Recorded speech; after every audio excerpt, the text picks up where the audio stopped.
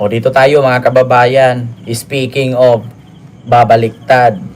Nako mga kababayan, ito po ang dumating ngayon. Ha? Confirm. Mga kababayan, confirm po na si Orly Gutesa ay babaliktad na. At talaga naman po mga kababayan, magtago ka na, Mike Defensor at Marcoleta. Diba? Magtago ka na, Mike Defensor at Marcoleta. Kasi mismo mga kababayan, hindi po tayo fake news. According po sa nakuha nating video, mga kababayan, meron daw pong video, si Orly Gutesa na nagsasalita na pinangakuhan daw siya ni Bulldog, at ni Defensor na kada salita babayaran siya. Naku, patay. Patay si Marcoleta at si Mike Defensor niyan, mga kababayan. Pakinggan ninyo. Alam niyo po, ang kinakaawa ko, naintindihan ko, si Sergeant Gutesa, napapirma na po nila ng affidavit. Umatras na, iniba na ang kwento. Ang sabi niya, si Defensor at si Marcoleta ay babayaran daw siya sa kanyang sasabihin. Binidyo si Sergeant Gutesa, pero hindi po ko galit. Kahit nabaguhin niya kwento, naintindihan ko. Siyang Dahil stress. pag ang pamilya mo, ang asawa mo, ang mga anak mo, ang tinakot, naintindihan ko, Sergeant Gutesa, huwag kang mag-alala, naintindihan ka ng sambayan ng Pilipino. Ano? Ang aking apila sa mga nagkukulong sa kanya, pakawalan niyo naman po yung tao. Hindi yan nakulong. Total naman, napapirma niyo na. Nagbago na ng salita. Total naman, na-video na niya. Na sinasabi... Bakit pakawalan yung tao? Mike Defensor. Bakit pakawalan yung tao? Para hulihin ninyo? Tutugisin ninyo? Papatayin ninyo para hindi makapagsalita? Tapos ngayon, hindi pa lumabas sa hearing? Hindi pa lumabas sa Senado?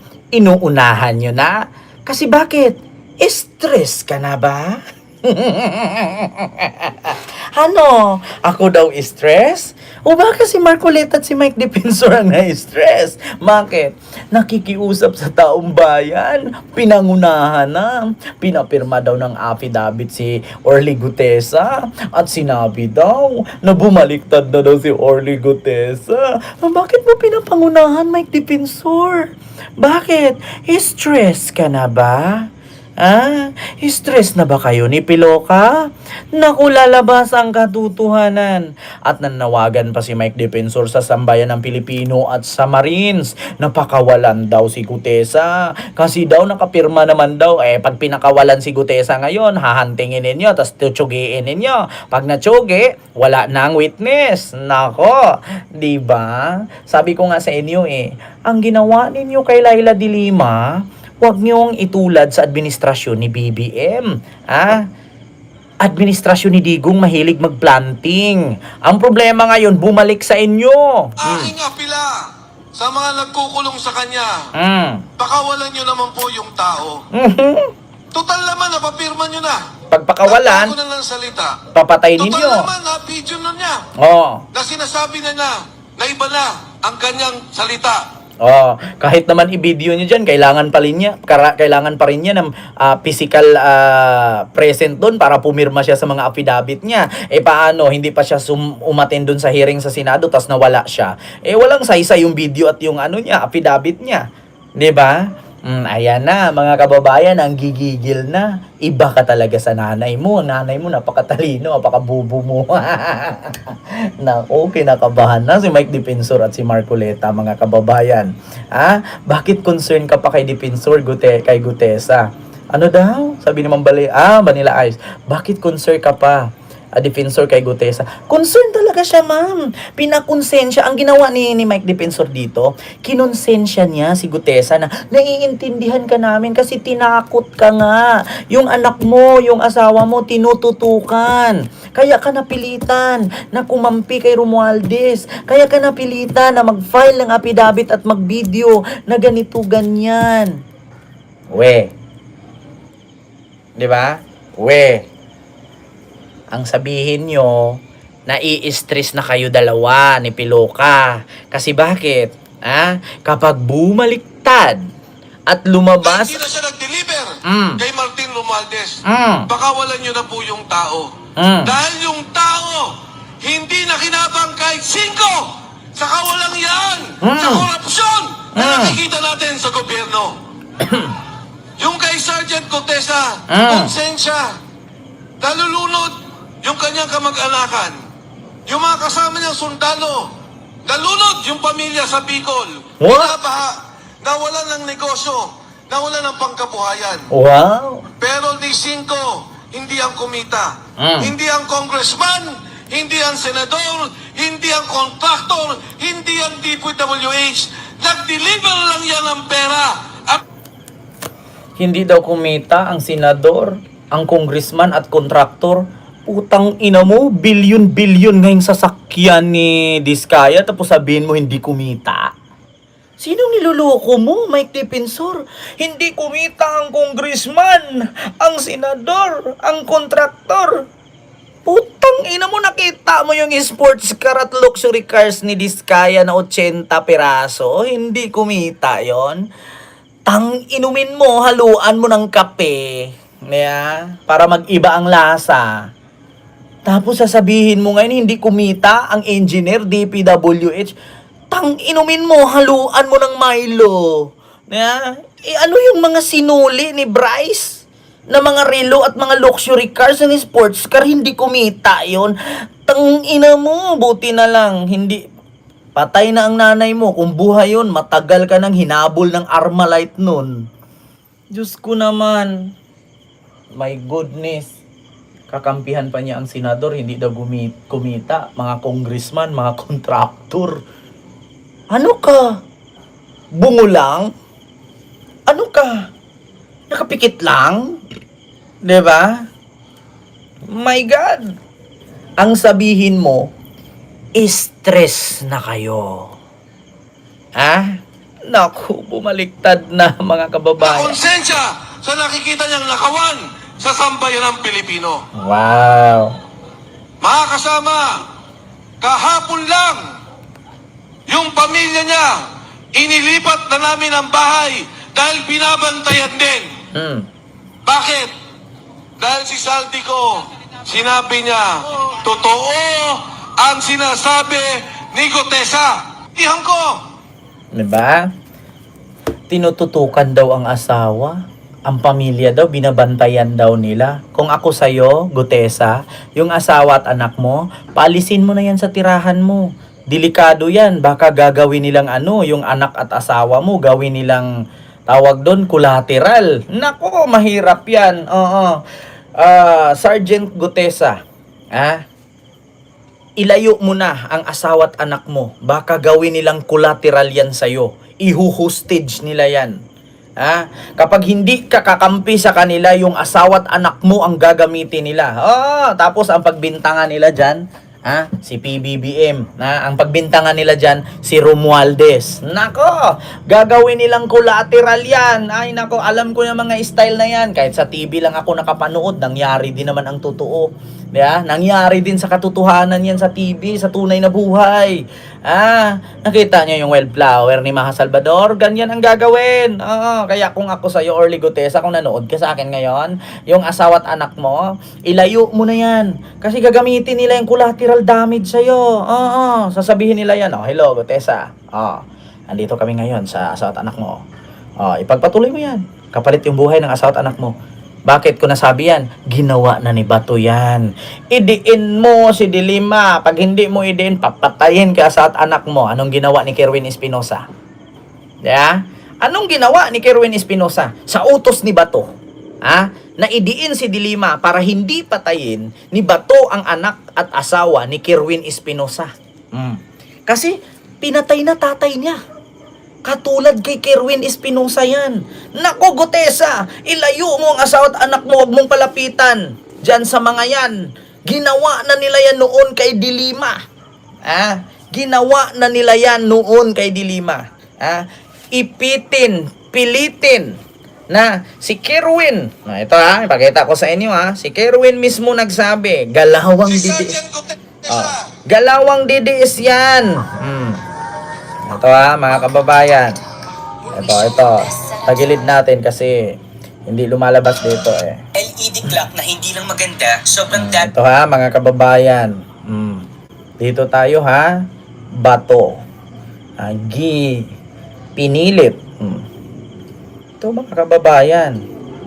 Si Kerwin para idiin si Dilima. Oo, totoo yan. Itinuro ni Kerwin X. Espinosa na si Senador Ronald Bato de la Rosa ang nag-utos sa kanya na igawit si dating Senadora Laila de Lima sa bilibid drug trade. Diba? Inaan daw yan ni de la Rosa sa pananakot. Bagay na maling itinanggi ni de la Rosa. Sinabi yan ni Espinosa sa kanyang pagharap sa Quad Committee ng Kamara ngayong araw. Nakatutok si Jonathan Andal. Ang mensahe ko sa daddy ko, di, kung saan ka man naroon, huwag mo kaming abayaan, i-guide mo kami hanggat makuha ang hustisya ng iyong pagkamatay. Anong ginawa nila kay Kerwin Espinosa? Pinatay ang tatay na mayor. Para saan? Ipitin si Dilima at sabihin ni Kerwin na drug protector si Dilima para makulong. Sinong nag-utos? Si Bato. Pakinggan nyo! Emosyonal si Kerwin Espinosa habang binabalikan kung paano binaril ang amang si dating Albuera Mayor Ronaldo Espinosa na nanlaban umano habang sinisilbihan ng search warrant kahit nakakulong na sa Baybay City Provincial Jail. Paano mo sabihing nanlaban na sa loob ka ng kulungan? Paano ka nagkaroon ng baril? Sa loob ng nasa loob ka ng rehas, imposible payagan ka ng mga pulis, bigyan ka ng baril sa loob, tapos sabihin, nanlaban? Sasabihin mo, nanlaban, nakakulong na? Paano nakakuha ng baril sa loob?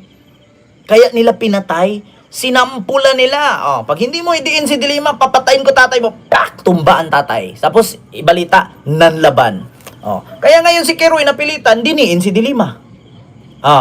Kaya kung ginawa nila kay Kerwin yan, may possibility gawin nila yan sa pamilya ni Gutesa. Niya nadepensahan ng sarili sa korte kaugnay ng bintang na illegal drug possession para umano sa hustisya ng amang biktima raw ng EJK o extrajudicial killings kaya tumistigo sa Quad Committee ng Kamara ang nakababatang Espinosa.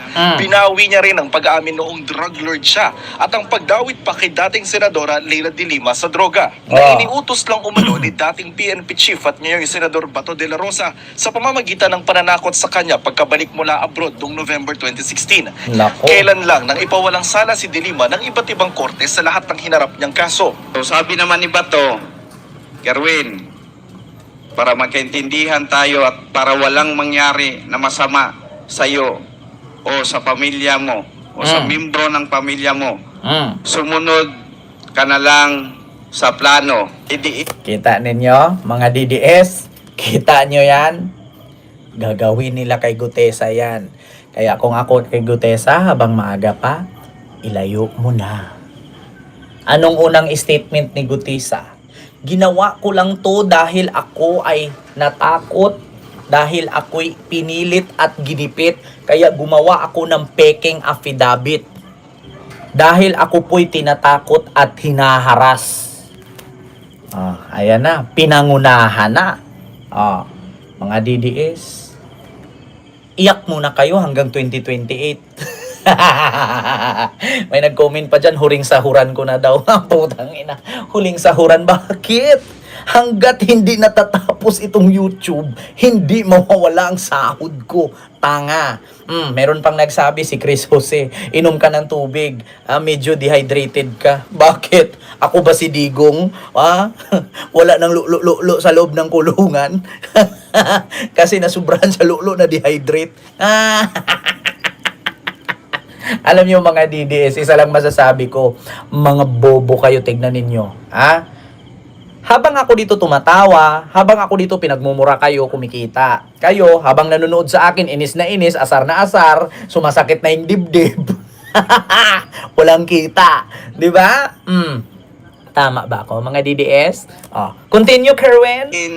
Si Peter Lim Mm. at si Laila de Lima Mm. na kasali sa droga. Supplier si Peter Lim, isa sa supplier ng droga si Peter Lim Mm. dito sa Pilipinas. Mm. At si Ma'am Laila, protector sa mga illegalista sa nagbebenta ng droga. Mm. Kung walang problema po yun, sir, gagawin ko yun.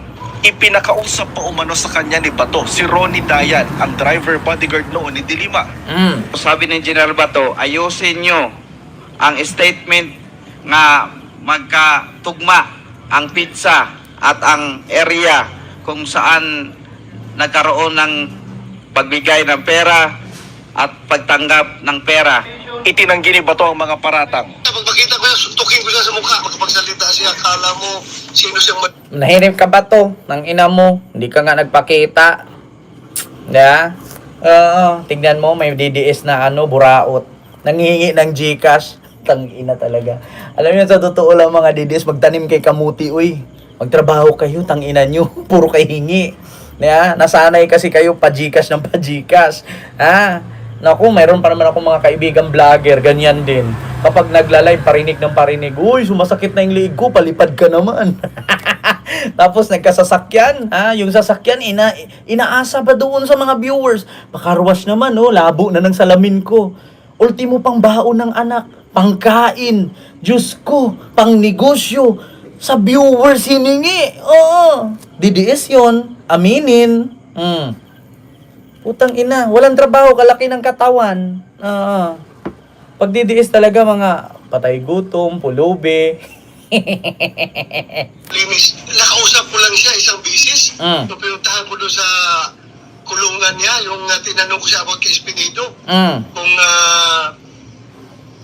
yung totoo ba yung sinabi niya na tumatanggap sa kanya ng pera si Espinido. Ang totoo daw ay kapag i-text niya si Espinido, hindi daw sumasagot. Ang sinasagot daw mga Bible verses. Nagsorry si Espinosa kay Dilima at may mensahe rin kay De La Rosa at dating Pangulong Rodrigo Duterte. From my heart, I ask, sorry. Sorry talaga po, ma'am. Handa po akong harapin kung ano ang plano mo. Di ba? Kapag DDS yan, puro lulo lang kasi ang alam. Kilala ko yun, si Shrek, Maniacos pa yun, sabi ni Celso Pineda. Yeah, kita nyo mga kababayan, kilala ko yun, Sir Ken. Kaya nga, di ba, Ma'am Amelita Puso, naku, wag ka magpakita dun pag nag-live, Ma'am Amelita, mumurahin ka dun. Oo, tapos nakakasama pa yung pagkasama mo. Minsan nanakawan ka pa ng pera kay pambili ng Yossi. Naku, Ma'am Amelita, wag ganyan. Wag kang pumunta doon, mumurahin ka doon. Naku, ako ninakawan nga ko 3,000 nung pambili ng Yossi. Yung nasa ata kami nung Singapore. Oo, ganyan ang mga DDS, mga buraot. Hindi makaka-abroad kung hindi ilibre. Putang inang yan. Yung mga DDS ganyan. Meron pa akong isang kaibigan DDS. Nanghingi sa sponsor pang gaming area, gaming studio. Putang ina, nabili lang ng kurtina kulay green. Tapos sabihin, ito na po yung gaming studio ko. Yung pala, background lang, kulay green na kurtina. Putang ina yan. Ganyan yung mga DDS, mga buraot. May isa pa akong kaibigan, DDS rin. Pag mayabang, marami akong pera, may kasama akong mga vlogger, kasama ko artista. Pero, nag-uulam lang ng tuyo. Tapos ipagmayabang, ito bahay ko, 3 na. 3 na, binenta mo yung 2, binili mo ng bago. Hindi pala bago, second hand na. Kasi tinirhan na. Ay, Diyos ko, giahak. Ang dami kong kaibigan, mga DDS. Totoo yan, magyabang 2 na bahay ko, 3 na bahay ko. Paano hindi 3? Yung una, pinataas lang ang presyo, bininta. Tapos bumili ng bago, hindi nagustuhan, bininta, bumili na naman ulit ng bago. Tapos, take note, hindi pa fully paid yun. Hinulugan lang kalahati, hulug-hulugan yung kalahati. Tapos sasabihin, 3 na ang bahay. Diba? Tapos sasabihin, 3 na ang bahay ko. Ang dami kong kaibigang DDS ganyan. Tapos sabihin na, Tapos pag may kaawayan siya, o halimbawa ako, nakita niya ngayon, nasabihin ko, ito yung bahay ko, ito yung sasakyan ko, sasabihin niya, hindi naman ganyan yan, hindi sa kanya yan, inarkila lang niya yan, inupahan niya lang yan, ganyan-ganyan. O bakit? Kasi siya, hindi kaya. Tapos ang gagawin nun, para magyabang siya, kukuha yan ng maraming pera, pero hiniram lang niya sa kaibigan niya. Sa halimbawa, sasabihin niya, may 300,000 ka dyan, pre, pahiram ako, pre. Tapos pupunta naman sa isang kaibigan, pahiram na ako 200,000 hanggang sa umabot to 1 million. Tapos ipakita ko sa live na marami akong pera. Kilala nyo yan, di ba? Ipakita natin. Tapos magpakita yun ng mga alahas, ang lalaking alahas. Oo, pero ang pau naman. Tapos yung alahas na pinakita, nangingitim na sa libag. Totoo yan, di ba, Mama Milita? Nako, Diyos ko. Marami akong kilalang ganyan, mga DDS. Di ba, Ma'am Jana Kalunya? Nako, Ma'am Jana. Ma'am Etienne Blue? Nako, Ma'am Ruth. Ma'am Lisa Ruiz. Keno. Diyos ko. Ito, sabi ni Ma'am Gina Santos, kilala ko yan, Ken. Friend mo yan noon. Ako pa ba? Kanino kayo maniniwala? Sa iba o sa akin mismo nakakasama ko yan. May kasabihan tayo, mga kababayan, ha? Kapag ang tao hindi mo nakakausap, hindi mo nakakasama, hindi mo malalaman yung ugali. Nakasama ko sila katagal-tagal. Diyos ko, 4 na taon kami nagkakasama ng mga yan. Diba? Meron pang isang DDS dyan. Pag may rally, magpo-post yan ngayon, ilalagay niya sa live niya. Tapos Gcash, piso-piso lang, pang inom sa mga nagrally. Tapos ending, magpa-Gcash na, umabot na ng 50 milyong pa Gcash. Ngayon ang gagawin niya, bibili yan, 5,000 tubig. So, siyempre, ang dami na tignan nun. Siyempre, ang isipin agad naman nagpapalipad, nagpapa-Gcash, wow, ang dami talaga, binigay talaga niya. Pero, sa 50 mil, 5,000 lang binili yung tubig. Magkano laman tubig? 10 isa. Diba? Ganyan ang mga DDS. Buraot. Nakita nyo, sabi ni Joey, si Maharlika daw, tudo salisit, o sulisit. Gawaing sulisit. Si Maharlika daw at si Kati Binag, puro sa ulisit. Ganyan ang mga DDS. Mga buraot. Ito Maharlika sulisit. Diba? Today, ngayong araw, yung ibang mga barkada ni Maharlika, alam ko, ang banding ninyo, solicitation. Kunwari si Kati Binag at saka si Maharlika, banding niya solicitation eh. Di ba, Kati Binag? Banding niyo ni Maharlika mag-solicit eh. Yung ibang mga barkada ni Maharlika, alam ko, ang banding ninyo, solicitation. Kunwari si Kati Binag at saka si Maharlika, banding niya solicitation eh. Di ba, Kati Binag? Banding nyo ni Maharlika mag-solicit eh. Ending TV, hello po. Yung ibang mga barkada ni Maharlika, alam ko, ang banding ninyo, solicitation. Diba? Sasabihin na naman nila yan, fake news yan, hindi totoo. So, inamin niyo na fake news si Joey. Ano mga DDS? Stress? Stress na ba kayo? Kayo na naglaglagan, no?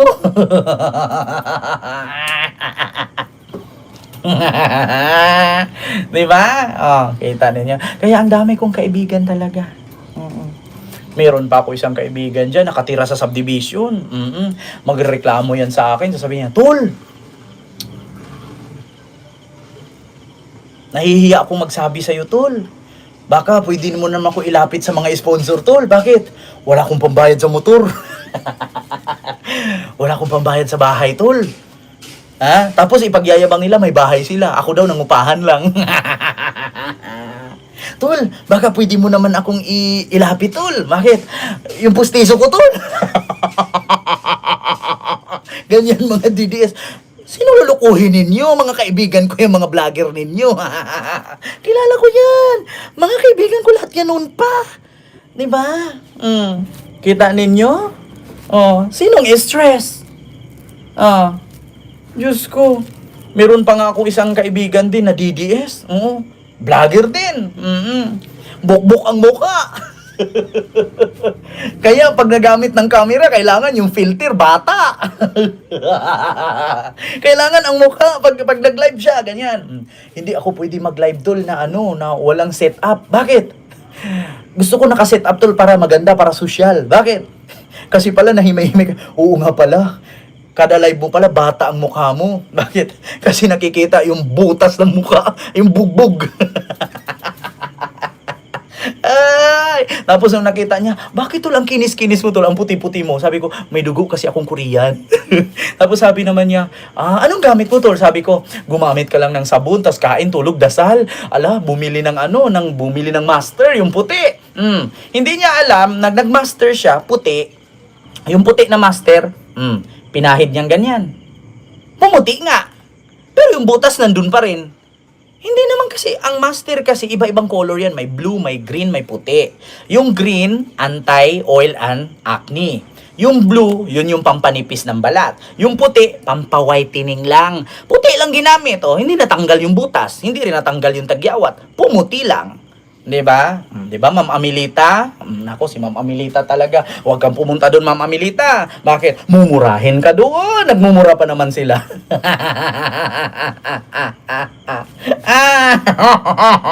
Oo, tapos, may isa pa akong kaibigan. Diba, may bag ako. Lagi akong bitbit. Kada gala namin, may bag akong bitbit. Yung bag ko, kakalkali nila yon. Bakit? Titignan nila kung ano laman. Bakit? Nakita nila puro alahas. Bakit chicken? Ang daming alahas, kami wala. Ang dami yung anak eh. Wala naman ako anak. Di ba, Ma'am Nora ni Rida? Nandyan si Ma'am Nora ni Rida. Alam ni Ma'am Nora ni Rida yan. Di ba, Ma'am Alma Laiko? Alam mo yan, Ma'am Alma Laiko. Nako. Matindi, di ba, Ma'am Emma? Ganun kapag mga DDS. Lahat ng mga DDS dyan, kilala ko. Sino bang hindi nakakilala sa inyo? At kahit ako, kilala nyo nga rin ako. Anong ginawa ko? Gagawan ako ng kwento, gawan ako ng ganyan, tapos walang proof. Ako, pag nagsalita ko nito, pinakita ko yung mukha, sasabihin nyo talaga, oo nga. Diba, Ma'am Amelita? Si Ma'am Amelita, pag pumunta yan doon sa live na yun mamaya, tapos sisilip-silip yun, mumurahin yan doon. Bakit? Kasi nakasubaybay sa akin yan. Hindi nyo alam yung mga DDS vlogger na yan, nanonood sa akin yan. Imposible. Sa 4,000 plus na nanonood sa atin dyan, wala sila. Loso. Tignan nyo mamaya. Pag narinig nila yan, na sinasabi ko, ay nako, iko-content ako niyan buong taon. Araw-arawin nila ako niyan. Mga hindi pinagpala, Ma'am Nora. Bakit? Puro kasi pambubudol. Yan, si Ma'am Nora, alam ni Ma'am Nora ni Rida yan. Nakailang palipad ka doon, Ma'am Nora ni Rida. Basta pag mga DDS, nako, ang galing yan, magdrama. Yung iba nga, pinapasok ng init tubig yung paa may mga DDS, pinapasok ng tubig, init yung paa. Para pag bumukol, di ba, Ma'am Winnie Artos? Pag bumukol, sabihin agad, kailangan ko ng tulong, charity naman dyan. Di ba? Ganyan ang mga DDS. Kaya anong sabi ni Joey? Kunwari si Kati Binag at saka si Marlica, banding niya solicitation eh. Di ba, Kati Binag? Banding niya ni Marlica mag-solicit eh. Yung ibang mga barkada ni Marlica, alam ko, ang banding ninyo, solicitation. Kunwari si Kati Binag at saka si Marlica, banding niya solicitation eh.